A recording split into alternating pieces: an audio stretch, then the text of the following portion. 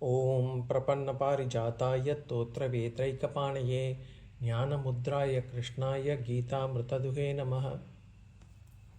Pranams everyone. We have started on the 6th chapter and we are actually doing a vichara on Dhyana or meditation.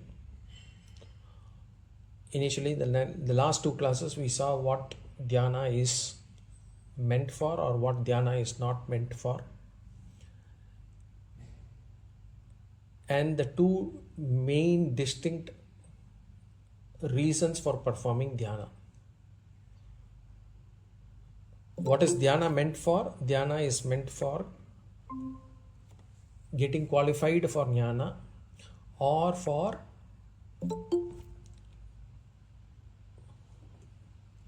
being established in Jnana.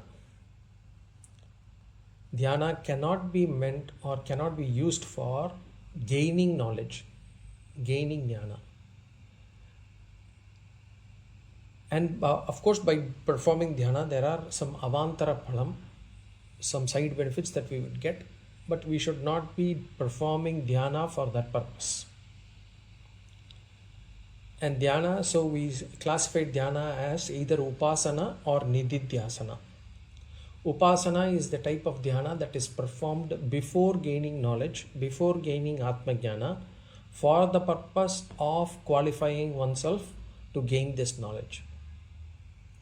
Nididhyasana is a Dhyana that is performed after getting Jnana for being established in that Jnana, to remove certain habitual discrepancies that we have. And this Dhyana or this Upasana itself, there are four types of or four stages of this Upasana that we can perform or one must perform. In the last class we saw relaxation Dhyana. Relaxation Dhyana is where first we actually relax the body initially to make sure that the body is fully relaxed, and there could be certain, we might have to practice that for a few days before we get to the next step of relaxation Dhyana, which is to actually relax the sense organs or control the sense organs. Basically, first make the body still. Second, after that, after practicing that for a while, then control the sense organs, close the sense organs, and then watch the breath. Then the fourth stage would be to actually witness the mind without having any judgment, without trying to alter any thought. And then also finally to actually discipline the intellect in the sense not to take any decisions or make any plans. So this is the relaxation Dhyana. This has to be performed for a few days, few weeks, few months, until we are able to get into that relaxed mode within a couple of minutes of sitting for Dhyana. If we are able to achieve that, then we can go to the next stage of Dhyana or Upasana, which is the concentration Dhyana. The concentration Dhyana, we saw that where the mind is actually trying to, we let the mind or we say to the mind that you should only think of only one thought. And initially that also will be difficult. The mind will keep going out for various things. Or we should try to bring back the mind to the same thought. The same thought could be Namah Shivaya. You can actually imagine a particular form of Ishvara or anything to start with. Now this Dhyana, concentration Dhyana, it is difficult, but again it is achievable. Over a period of time one would be able to achieve this. Initially it will be a struggle to remove all these unwanted thoughts. Even during, for example, even during the full waking stage, we should try to control our mind. Instead of actually only trying to control our mind during only Dhyana, We should practice in such a way that whenever an unwanted thought comes, even during the day when we are doing these actions, when we are doing regular actions, we should be aware of those thoughts. Spirituality is the first big step towards spirituality, is to remain aware of ourselves. When I say ourselves, our thoughts, our intellect, our actions, our attitude, and so on. So this dhyana is about removing unwanted thoughts and making sure it remains on a single thought. Now, what is the benefit of such a dhyana, concentration dhyana, is basically the mind gets strengthened. The weaknesses of mind are removed.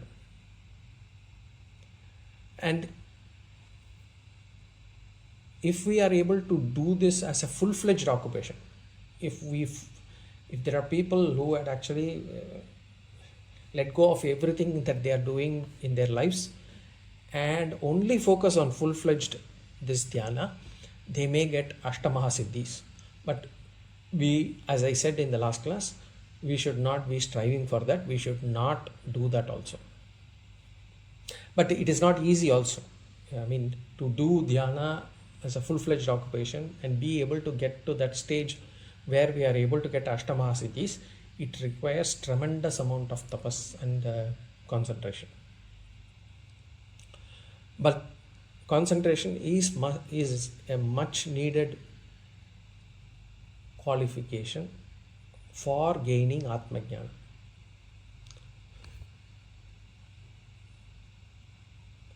And how do we start practicing this? First, we should understand what we should not do. And that is, when I start with this concentration meditation or this concentration dhyana, I should not say on the day one itself of the meditation that I should not have any thought other than the one single thought that I have taken up. That cannot happen. That will not happen. And if we actually try to strive for that, and if we fail, we may get dejected, depressed. We may even give up this concentration dhyana. So we should not try to force it from day one. The second thing that we should also be aware is the mind cannot be empty. The mind cannot be free of any thoughts. That is also not possible. Some people say you keep your mind empty, no thoughts should come through. That is not possible. Mind's swabhava is such that it is only, what is mind? Mind is nothing but a collection of thoughts. So to keep no thoughts in the mind is not possible. But there are some steps that we can follow to build this concentration. We can train our mind to get to the level of concentration that we want. And for that, our Shastras have given varieties of ways to do it, steps to do it. And the first step would be Mānasa Pūjā. Mānasa Pūjā. In the sense, we would have already seen how a puja happens in temples or in our homes. We would have already watched a puja happening. Now, what we have to do in this step is we should do a mental puja, Mānasa Pūjā. Why is this the first step? Because to ask the mind to stay on one thought is very difficult. Just one thought, it is very difficult. So we will train the mind initially to perform a series of activities, series of thoughts. But the thoughts are decided by me upfront. I am not letting the mind make the call. I decide on this step series of thoughts, and in this case a puja, and I actually ask the mind to start thinking in those lines. So what happens is, to get the mind to follow only one thought or get that same thought again and again is difficult, because the mind wants initially variety. But in the same time, I do not want the mind to actually make its own call.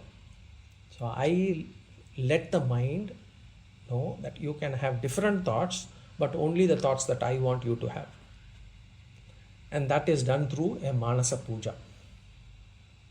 So I say, initially I sit and then say, okay, I imagine the Vigraha in front of me, then I imagine the lamp, then I imagine all the Dravyam, then I imagine the kind of Abhishekam that I am doing, then I can imagine the Slokas that I am chanting, then I can do all the Shodasha Upachara Pujas, then I can think of Naivedyam, then I can think of Deeparadhana, then I can think of Pradakshina, then I can think of Namaskara, such a way that I am able to force my mind onto a series of thoughts. This is where Shiva Mānasa Pūjā helps. The Shiva Mānasa Pūjā it's actually a Mānasa Pūjā itself. Adi Shankara had given that shloka only for Mānasa Pūjā only. Ratnaikalpitam Māsanam Himajalai Snanam Cha Divyambaram. The series of steps that you follow there is similar to what a puja would be. So we can actually first start with Mānasa Pūjā before we can come to Concentration Dhyāna.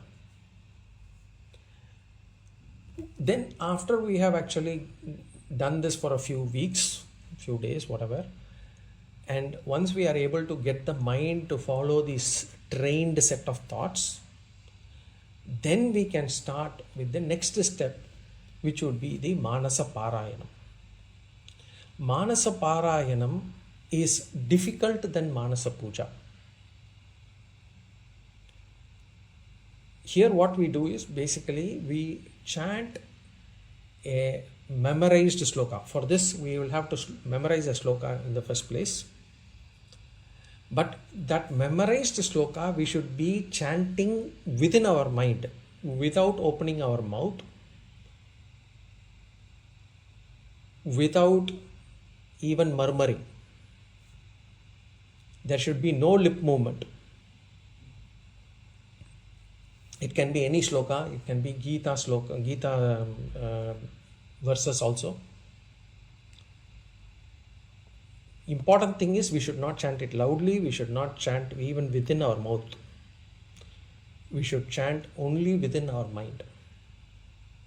It is difficult because the mind will keep going out, the mind will start having its own thoughts, but to bring it back to the same sloka from the place where it had been is always going to be difficult. To chant loudly is easy. And with open eyes we can actually chant loudly and even instruct others to do certain activities. It's very easy. But because the mind is not with us, we are only chanting without having the mind available for the chant. Now this is the second step. So first one is Mānasa Pūjā, second one is Mānasa Pārāyaṇam. Now once we are able to perfect that, once we are able to do that, then we go to the Mānasa Japa. Mānasa Japa is basically the concentration dhyana where we are chanting a mantra or a nama in the mind. Mantra Japa is typically done only after initiation. Mantra Japa should not be done without initiation, proper initiation from a guru. But we can do a Nama Japa. Anything which does not have Pranava, which is anything which does not have Pranavam, which is Om, is okay. So for example, if you want to chant, you can always chant Namah Shivaya, Namah Shivaya, Namo Narayanaya, Namo Ganapataye. So we have to, or Hare Rama, Rama Rama, Hare Hare, Hare Krishna, Krishna Krishna, Hare Hare.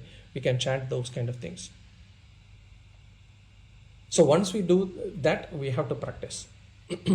And when we do that, we can see over a period of time, the mind becomes peaceful. This, as I said, every form of dhyana, apart from the mukhya phala, which is to qualify our mind for gaining this knowledge, gives a lot of avantara phala, which will help us in our daily lives also. But we should not be looking to do dhyana for these things. So as we do this, the mind gets peaceful. So this is the concentration dhyana. So remember, we should not start directly on this. First we should do the relaxation dhyana. The relaxation dhyana itself has got a few steps. Then we should come to the stage of Mānasa Pūjā. Then we come to Mānasa Pārāyaṇa. Then finally Mānasa Japa. And once we come to this stage, so the question is, okay, relaxation dhyana, after some time I stop and then I move to Mānasa Pārāyaṇa, Mānasa Pūjā. Then after Mānasa Pūjā I come to Mānasa Pārāyaṇa. Then after coming to Mānasa Pārāyaṇa I come to Mānasa Japa. Now when should I stop this? We cannot stop. We should not stop. This we will have to continue throughout our life. This is the last stage of concentration dhyana. And this concentration dhyana we should continue throughout our life. There is no need to stop this at all. There is no, the more we are able to do, the faster and quicker our spiritual progress will be. And it can help even after we get this jnana, so to speak. So there are certain sadhanas that we have to let go once its benefit is attained, and there are certain sadhanas that we have to continue throughout our life. We should never let them go. One such dhyana, one such sadhana is Mānasa Japa, or this concentration dhyana. So this is the second type of upasana, or the second stage of second type of upasana. One is relaxation, then the concentration. Now we'll go to the third type of dhyana, or third type of upasana. Remember, we saw four, there are four types of them, we have seen two. Now the third and the fourth.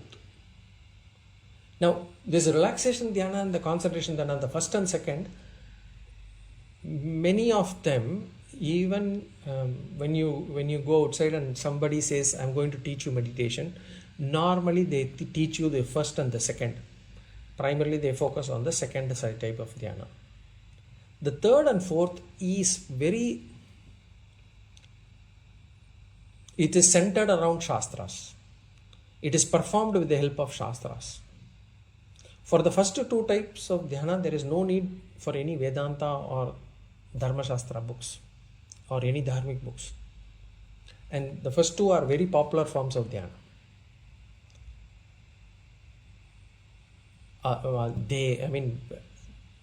Varieties of organizations teach them, varieties of people teach them. They name it differently though, they package it differently, but ultimately they teach only either relaxation or concentration. Now the next to the third and fourth, those dhyana, that needs to be performed with the help of Shastras. The third type of dhyana is expansion dhyana. Expansion dhyana is to make the mind broader. See, when we do this concentration dhyana, the second form of dhyana, there is no doubt that the mind gets strengthened. When the mind gets strengthened, what happens? We will be able to overcome fear. We will be able to have a very strong mind. But if you look at the history of our Puranas and others, there are people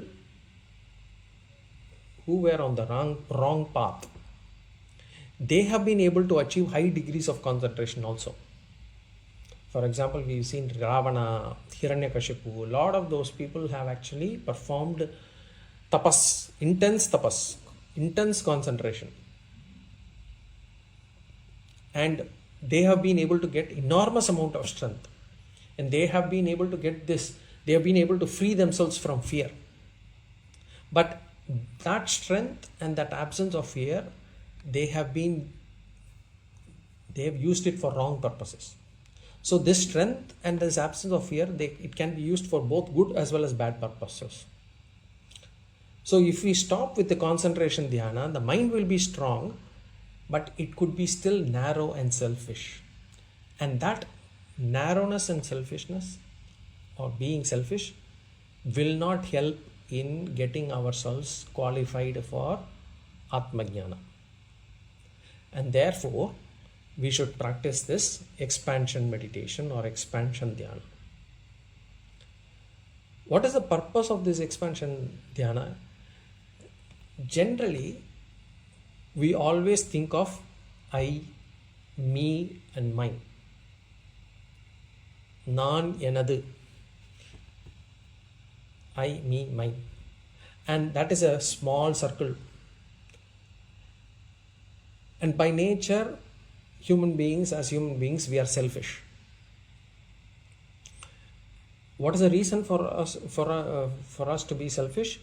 The reason is this ahamkara, this self-identification. I am able to identify I as within this body and mind. This self-identification is what makes me selfish. So, what Shastra says is, make your mind broader. Make your mind broader. And for making that mind broader, this dhyana, expansion dhyana, is performed. What is the benefit of this expansion dhyana? Basically, my ahankara meaning the ego, the self, the sense of self. It is normally very thick, and it is confined to this body mind only. I say this body alone is me. But through this expansion meditation, through this expansion dhyana, what I do is, this ahankara, it gets diluted.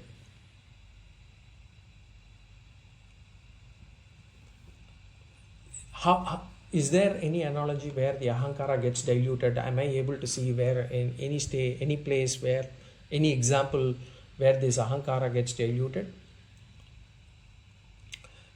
Let's take an example.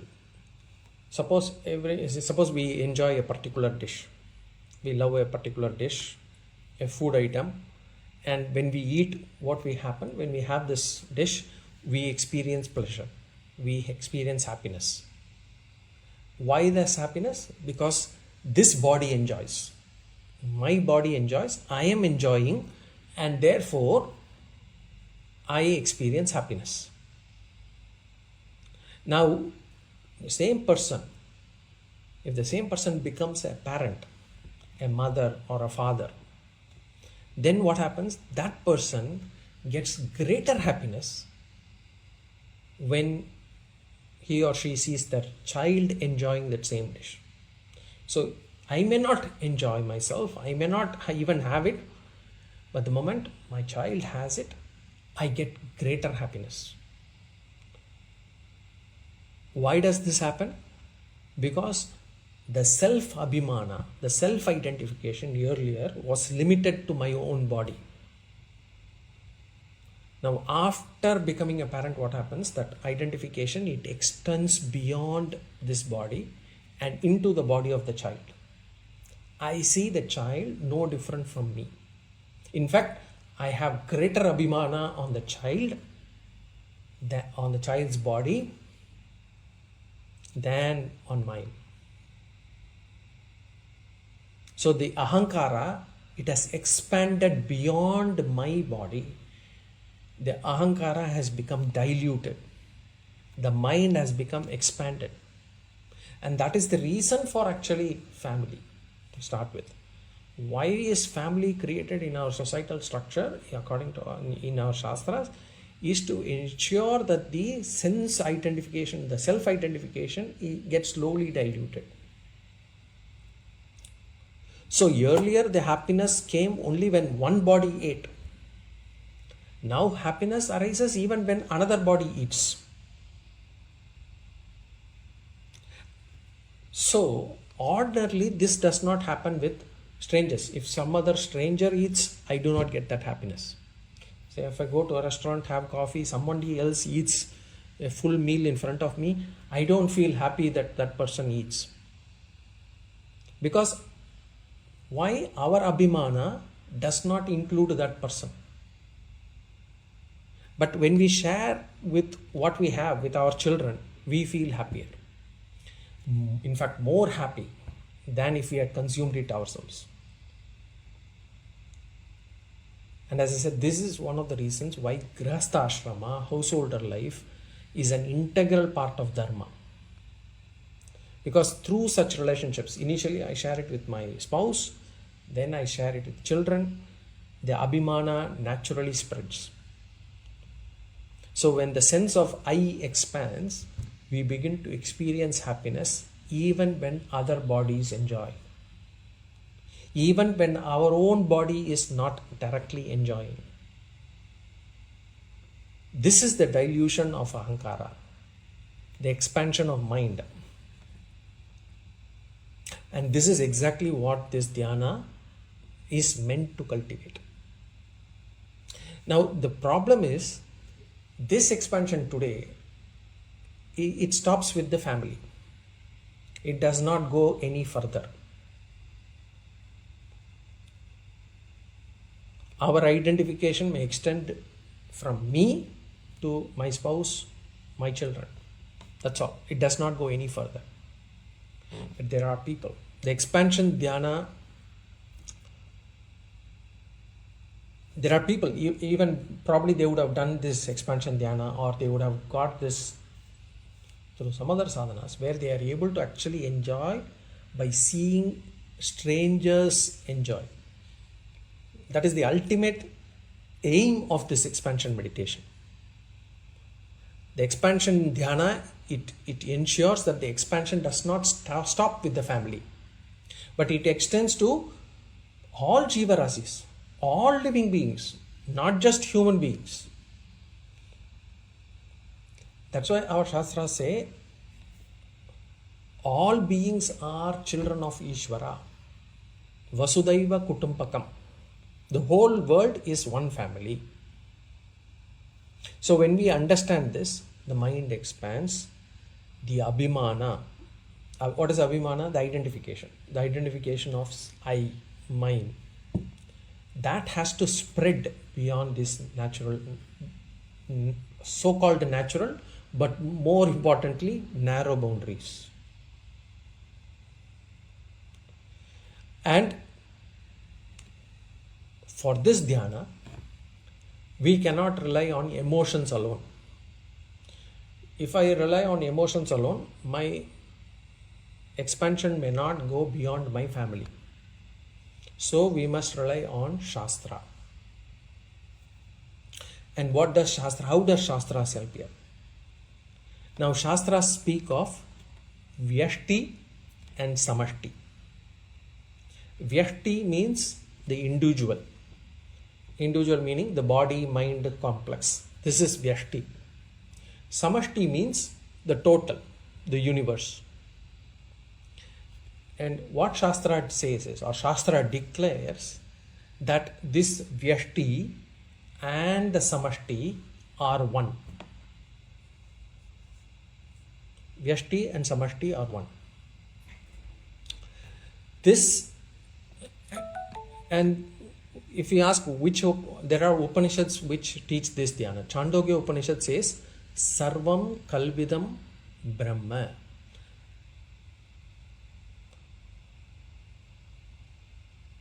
Everything is Ishvara Swarupa. Tasmat Tajjalan iti Shanta Upashita. All jivas are creations of Ishvara. The entire universe is the effect of a single cause. The single cause being Ishvara. Remember, this whole world is nothing but cause and effect only. Everything is an effect of a cause. So whatever we experience in the life, is an effect of a cause or multiple causes, whatever we have done in the past or now. Similarly, the universe itself is an effect of a single cause, Ishvara. Now, what does the Upanishad say? The Upanishad say, you see the entire universe as one living whole. And to help us be able to visualize this better, the Upanishads and the Vedas, they prescribe various dhyanas where basically the individuality is softened, the ahankara is diluted, the totality is emphasized. You are able to see everything as one. The whole should be seen as one being. And this is not limited to one text of our Shastras. In another place in Shastras, there is saying, Sarvam Vishnumayam Jagat. Sarvam Vishnumayam Jagat means everything is Vishnu only, one being only. You are part of the whole. Even in Vishnu Sahasranama, there is another place where we say, Bhuv Padav Yasya Nabir Vyadasura Nilash Chandra Suryav Chanetre. The entire cosmos is seen as one Bhagavan's body.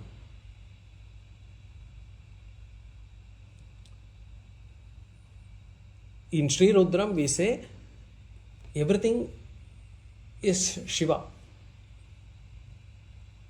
So the vision that our Shastras give us is consistent.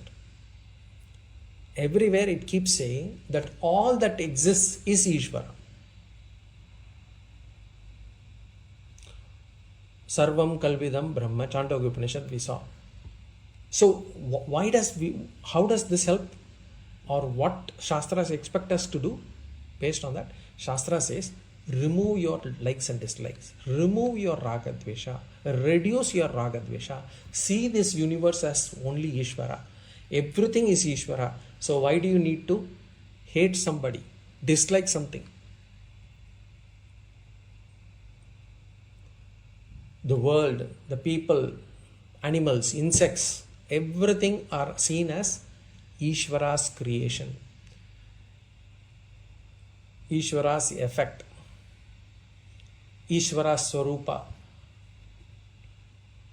This is called as expansion dhyana. There are many people, even today, in today's world, they get a great satisfaction when they do annadana. Because when they see somebody else eat, who may not be even their relative, but some stranger, they feel a sense of happiness. There are people who do a lot of annadana at every opportunity, who gain happiness only by seeing somebody having their stomach full. Now, this expansion meditation where I am able to see everything as Ishvara is very important. Now, we don't need to go to Upanishads to understand this. Bhagavan teaches this further in Bhagavad Gita itself. Once we come to chapter 10, chapter 11, chapter 10 is Vibhuti Yoga, chapter 11 is Vishwarupa Darshana Yoga. We will be able to clearly understand. Bhagavan explicitly says in these chapters, you will say everything that you see is me. So this expansion meditation is to ensure that our ahankara gets diluted, the mind gets expanded. So this is the third type of dhyana. So in the first type, we relax the mind, relax the body and mind. Second type, we focus the mind. Now in this third type, we expand the mind. For us to say everything is Ishvara, for us to be able to really expand the mind, we must accept Shastra as Pramana. We must accept that Ishvara is both the intelligent cause as well as the material cause.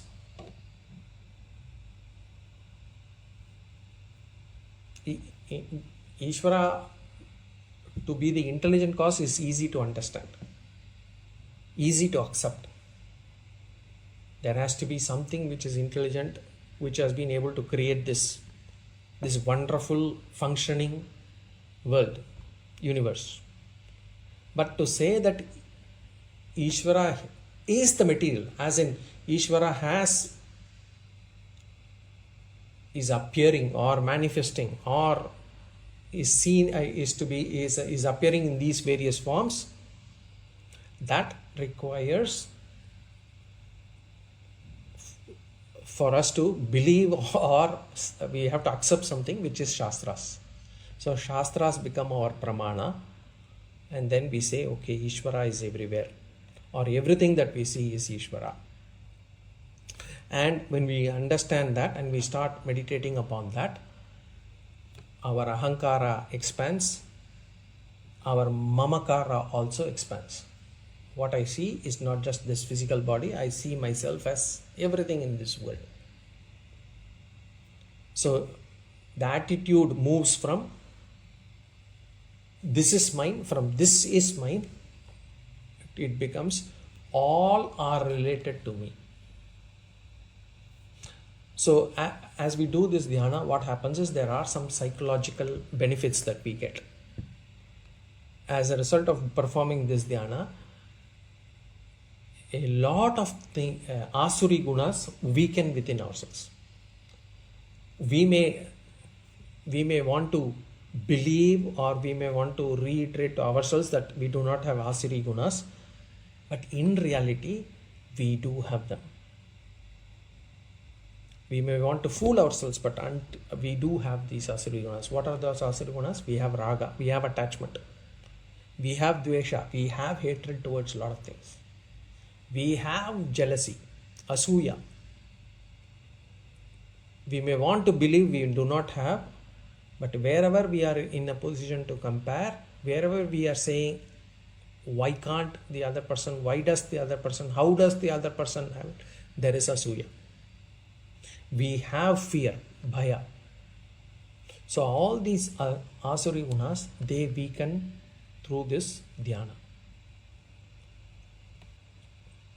So key thing is, we should not stop with concentration meditation. We should not, if a person practices only this concentration dhyana, focus dhyana, without expansion of dhyana, without this expansion meditation, the mind becomes powerful, but it still remains impure. So such a person, they may end up in asuri guna, which is sharp and strong mind, but with impurities. So expansion dhyana is essential. And what is the dhyana teach? In simple words, if we have to understand what this dhyana teaches, it is nothing but vyashti samashti aikyam. I am not separate, I am part of the whole. That understanding we'll have to build. I am not separate, that person is not separate, this person is not separate. We are all part of one whole universe, one whole being, which is Ishvara.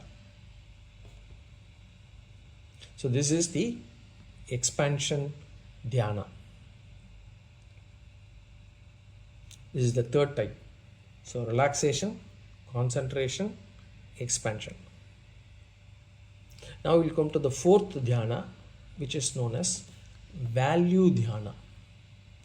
Fourth type of dhyana is called as value dhyana. Value dhyana, here what we do is,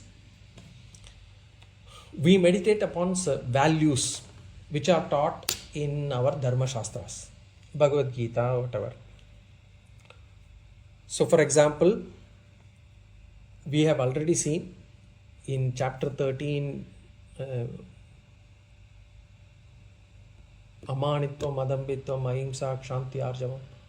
So we had listed 20 values as jnanam. We had seen that in chapter 13, those 5 slokas. Then we had also seen in chapter 16, Daivi Asuri Sampat, we had seen a list of Daivi Sampat. I think about 24 of them. Some of them overlapping with the chapter 13 values as well. So Shastra has clearly defined these values. We may think we already know them, but Shastras made sure that they again sort of reiterate these as values. Now these dhyana, these values have to be meditated upon.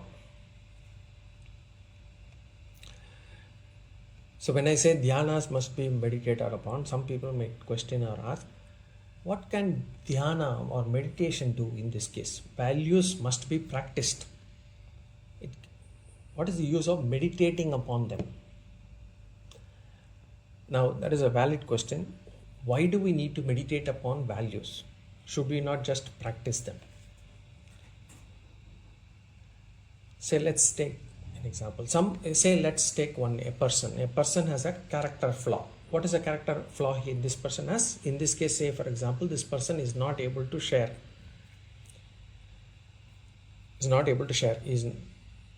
He wants to keep everything to himself. Parigraham. Hoarding mentality. Now, how will dhyana remove this tendency? Now, to understand how dhyana will remove this tendency, we will have to first understand how these values actually work.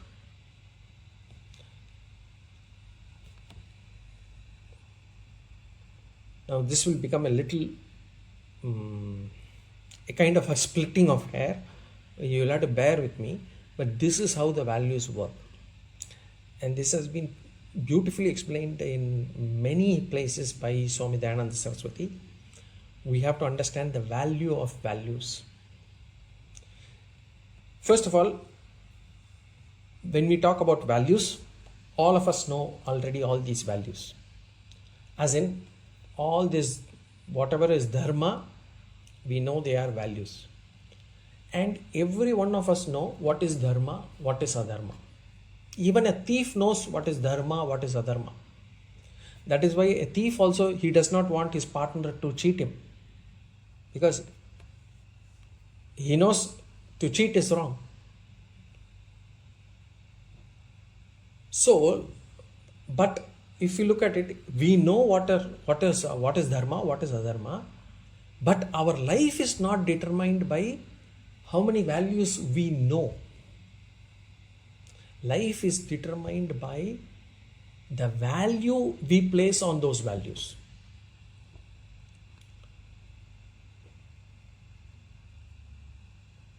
All of us, we have a mix of both good and bad character. Satyam is a value. Satyam meaning not speaking lies. It is a value. Honesty, that is a value. Now, as I said, I might know what is Satyam, I might know what is honesty, but that does not determine my life. My life is determined by how much of value I place on that value. Say a person works in an office and a client or somebody comes to the office and that person asks this. The client asks this person to do something against the rules of. Now this person declines. Say for example, this person A, this person declines that. The client says it's not a big deal. And he says, nobody is losing anything. You just make some small change. Nobody will know, nobody will decline, nobody gets affected. Why don't you go against the rules? Suppose this person A still declines. Now the client says, I will give you, I don't know, $10,000, $20,000, whatever. The person says, no, I can't do it. I won't do it. Then say the person says, I will give you $50,000 and it's all, nothing will be seen on yours. I will give you, I don't know, some other gadgets which you which will never, nobody will know that you have received it. Why can't you do it? Nobody is affected, nobody loses, everybody is, it's win-win for everybody. He convinces. Now this person thinks, why not? Now what do we realize from this is, this person A or whoever, that person had a value on that honesty. He had a value on that honesty value. When you say first value, in Tamil we say madippu. அந்த குணத்து மேல ஒரு மதிப்பு. He had a value for that value. Now that value he had on that honesty as a honesty value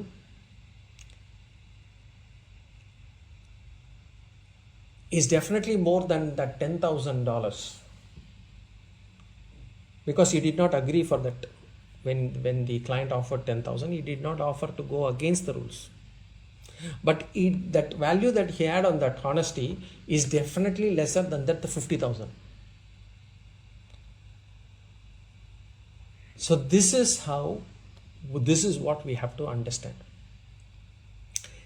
Every one of us, we have a value on every value.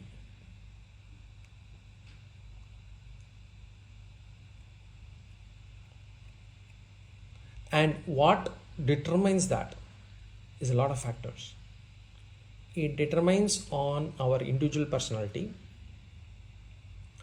and also how much are we directly involved. If another person faults, we might be very critical of that person until we are in the same situation. Then we would have seen how much of compromise, how much compromise we make in our lives.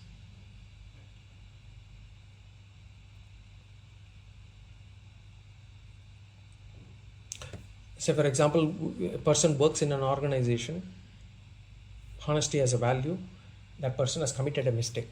Nobody has seen that mistake.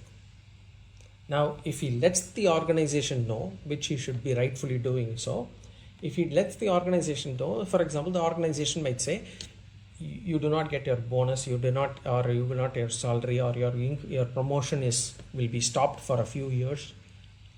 Now, in this case, this person, whether he decides to let the organization know because he is directly involved now or not, determines how much of value he has on this value. The value he has on his honesty, whether it is less or more than the value he has on the bonus, salary increment, promotion, etc., we have to know. So when our own family member is involved, whether we are compromising on the value, or whether we are acting as if we are unaffected by anything, we are principled, we will come to know only when we come to that, when we get involved or when we are in that situation. Many a time it is easy to say that I will be the same, irrespective of whether I am involved or my family members are involved. I have the same value over all the values that I have. It is easier to say than to be actually doing that. Every one of us, we want to have these good gunas, good values, no doubt about it. But when something else comes in between our value on that thing,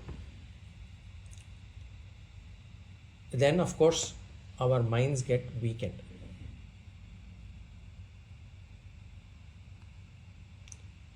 And it's not that we do not know what is dharma. Every one of us, we know what is dharma, what is adharma.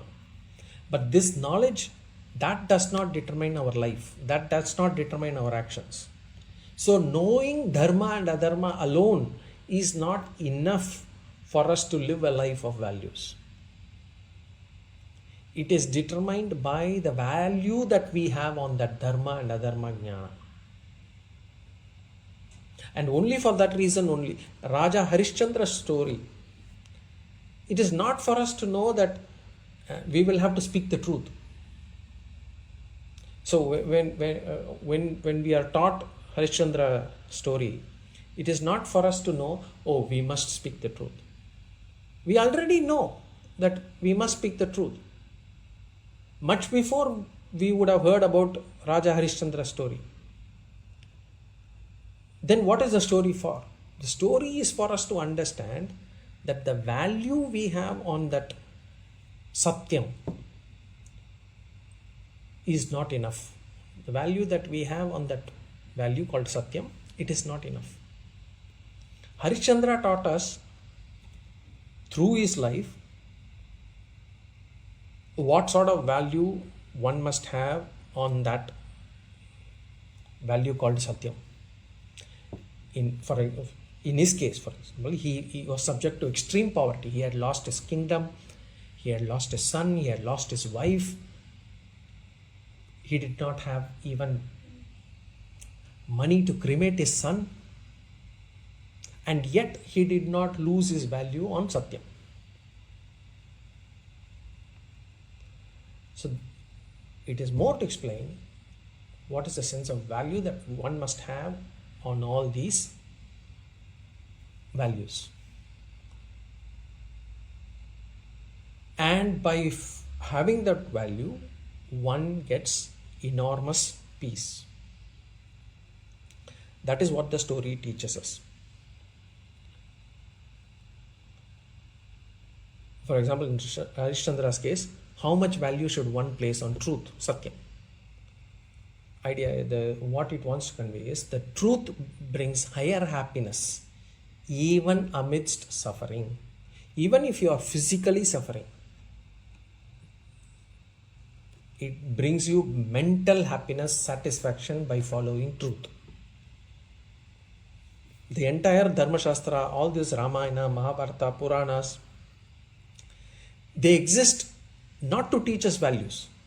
We know what the values are, but it is to teach us the value of values, the importance of these values. So the Dhyana is also for that only. It is to increase the value that we have on the good values. It is not for knowing the values. So what should we do here is to bring these good values in our mind and to develop a deep attachment on those values in such a manner that we do not compromise that value under any circumstance. So in that example that I gave, for example, if the person had more value than $50,000 on that value, maybe he wouldn't have accepted that also. So obviously we'll have to keep increasing our value that we have on these values, and for that this Dhyana helps.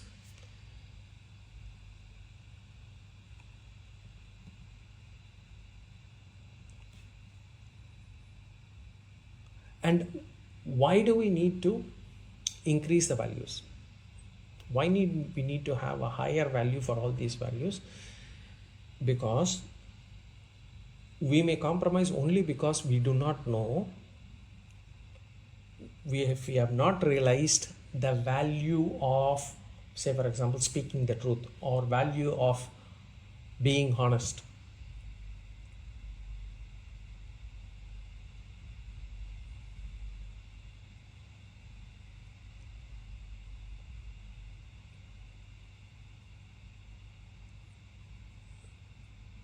So, and when do we actually follow a value? We are able to inculcate a value only if we are able to realize or experience the benefit of imbibing a value. I should be able to say, by following Satyam, by following or being honest, I will get a greater benefit than the benefit that I will get by not following it.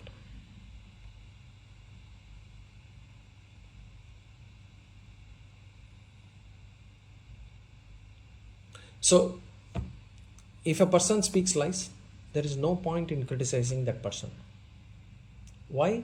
Because it only means that the person does not know about the happiness that one can get by speaking the truth. That person does not realize the benefit of speaking the truth.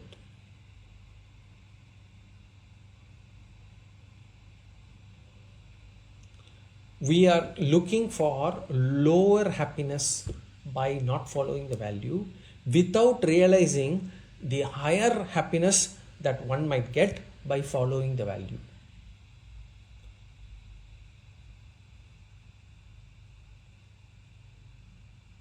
Now, question is how there is a higher benefit by following the value.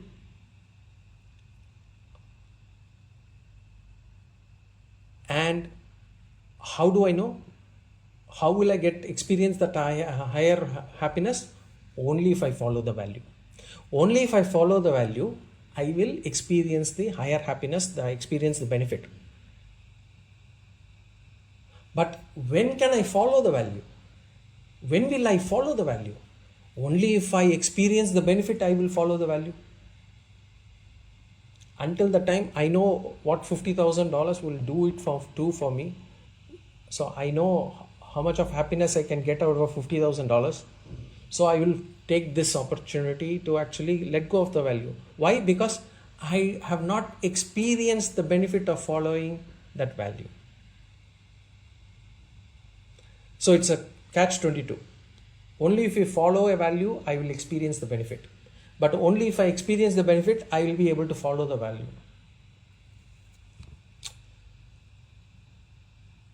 This is the paradox here. This is the problem.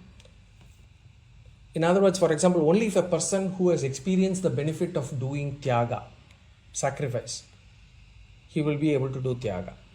But for one to experience the benefit of tyaga, one must do tyaga.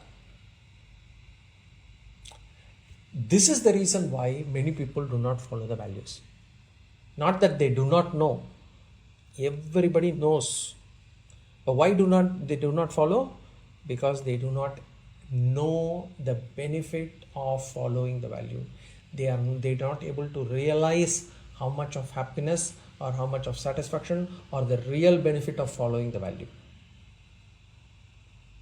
And when can you get the real benefit? Only if you follow. So how do we break this loop? Shastras give a solution. We'll see that in the next class. Any questions or comments?